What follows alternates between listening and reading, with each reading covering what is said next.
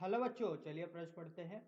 M द्रव्यमान का संदूक प्रारंभ में क्षैतिज सतह पर विरामावस्था में है। एक नियत क्षैतिज बल mg/2 संदूक पर दाईं ओर आरोपित किया जाता है। सतह का घर्षण गुणांक धकेली गई दूरी के साथ म्यू बराबर म्यू नॉट एक्स के अनुसार परिवर्तित होता है, जहां एक्स प्रारंभिक स्थिति से दूरी है। संदूक किस दूरी तक धकेला जाए कि वापस विरामावस्था में आ जाए। तो आइए बच्चों प्रश्न के लिए मुख्य उदाहरण की चर्चा करते हैं। बच्चों, न्यूटन के गति के द्वितीय नियम पर आधारित प्रश्न, जिसमें घर्षण बल का जिक्र किया गया है। तो बच्चों कोई भी द्रव्यमान का पिंड m इस पर बल लगाया जाता है तो बच्चों ये त्वरित होती है। तो बच्चों जो बल की दिशा होती है वही त्वरण की दिशा होती है। बच्चों इसके लिए यहाँ पर बोला जाता है कि इस पिंड पर लगने वाला कुल बल किसके बराबर होगा, इस पिंड का द्रव्यमान गुणा त्वरण के। अब देखिए बच्चों, इस स्थिति में जो बल यहाँ पर दाईं ओर लग रहा है, इस स्थिति में बच्चों जरूरी नहीं है एक ही बल हो। बच्चों इस पर कई बल लग सकते हैं। एक बल पीछे की तरफ लगाया बच्चों मैंने F1। तो बच्चों यहाँ पर कुल बल होगा बच्चों त्वरण की दिशा का धनात्मक बल, बाकी ऋणात्मक बल। तो बच्चों यहाँ पर समीकरण बनेगी बच्चों इस स्थिति में F ऋण F1 बराबर द्रव्यमान गुणा त्वरण। तो बच्चों न्यूटन का गति का द्वितीय नियम तो बच्चों यही बोलता है कि किसी कण पर लगने वाला कुल बल किसके बराबर होगा, द्रव्यमान गुणा त्वरण के। ये बताता है बच्चों द्वितीय नियम। अब देखिए बच्चों,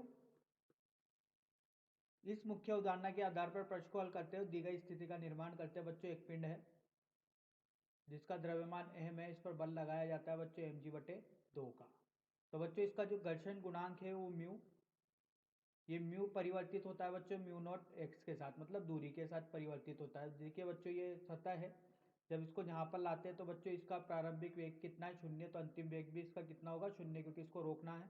ये कुछ दूरी एक्स नोट तय करता है बच्चों, और इसका घर्षण गुणांक बच्चों समय के साथ परिवर्तित है। तो यहाँ पर एक बल लगेगा, स्टैटिक घर्षण बल लगेगा म्यू एन। तो बच्चों इसका एम जी नीचे की ओर होगा और एन किधर होगा बच्चों, इसका ऊर्ध्वाधर अभिक्रिया बल। तो एन किसके बराबर होगा बच्चों, एम जी के।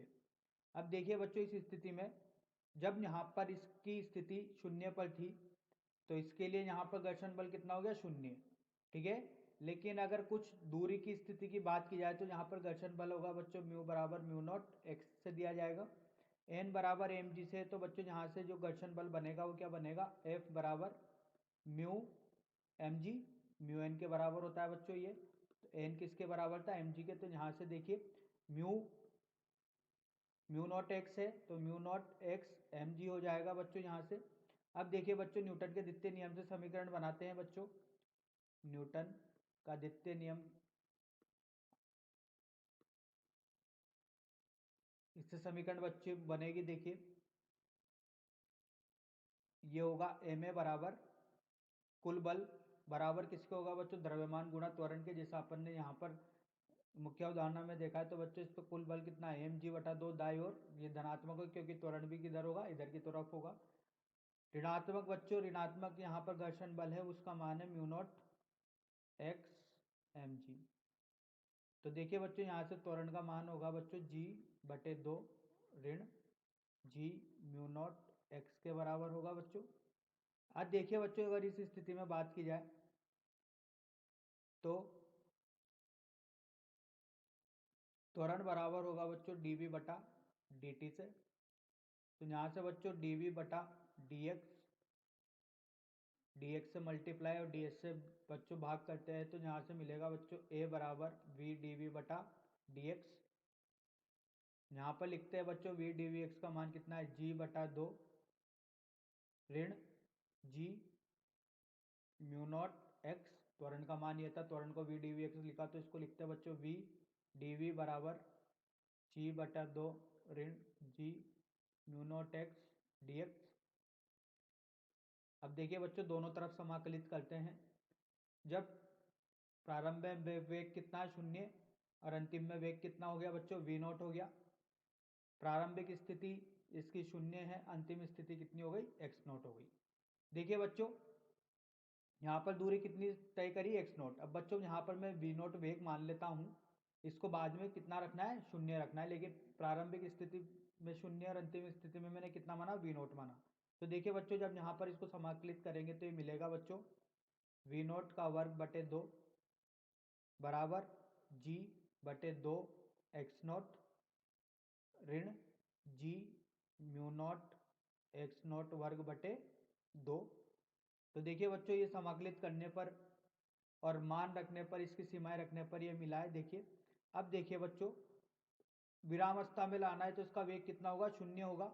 तो अगर विरामावस्था में वेग शून्य होगा तो बच्चे किसके बराबर होगा, शून्य बटे जी बटे 2 एक्स नोट ऋण जी बटे 2 म्यू नॉट एक्स नोट का वर्ग। ठीक है, तो यहाँ से बच्चों इसको हल करने पर क्या मिल रहा है, एक्स नोट भी किसके बराबर होगा, शून्य के बराबर होगा। ठीक है, तो एक्स नोट शून्य के बराबर हो गया। तो देखिए बच्चों, जी बटा 2 जी बटा 2 ऋण जी बटा 2 म्यू नॉट एक्स नोट बराबर शून्य। तो देखिए म्यू नॉट और एक्स नोट किसके बराबर होगा, देखिए यहाँ से म्यू नॉट एक्स नोट बराबर 1 के होगा बच्चों। इसको शून्य करना है तो इसको किसके बराबर करना पड़ेगा, 1 के बराबर करना पड़ेगा बच्चों। प्रारंभिक स्थिति में विस्थापन कितना है, शून्य है। तो अगर मान लीजिए इस समीकरण में अपन एक्स नोट को शून्य रखते हैं, तो इस समीकरण को शून्य होने के लिए, इस समीकरण को बच्चों शून्य होने के लिए यहाँ पर x mu naught x note को किसके बराबर होना पड़ेगा, 1 के बराबर होना पड़ेगा। तो यहाँ से एक्स नोट किसके बराबर होगा, 1 बटा म्यू नोट का। तो बच्चों यह वही दूरी है जिससे कि कण विरामावस्था में आ जाए बच्चों। तो ये दूरी है बच्चों 1 बटा म्यू नोट। तो देखिए बच्चों, इसको विरामावस्था में लाना पड़ा, तो विरामावस्था में लाने के लिए इसका जो अंतिम वेग है इसको भी क्या करना पड़ा, शून्य करना पड़ा। तो समीकरण शून्य के बराबर हो गए बच्चों। यहाँ से एक्स नोट का मान शून्य निकला। ठीक है, तो एक्स नोट शून्य होने के लिए बच्चों, यहाँ पर इस समीकरण को शून्य होने के लिए बच्चों म्यू नोट का मान कितना, म्यू नोट एक्स नोट का कितना होना चाहिए, 1। तो आशा करता हूँ बच्चों आपको यह समझ में आया होगा। धन्यवाद।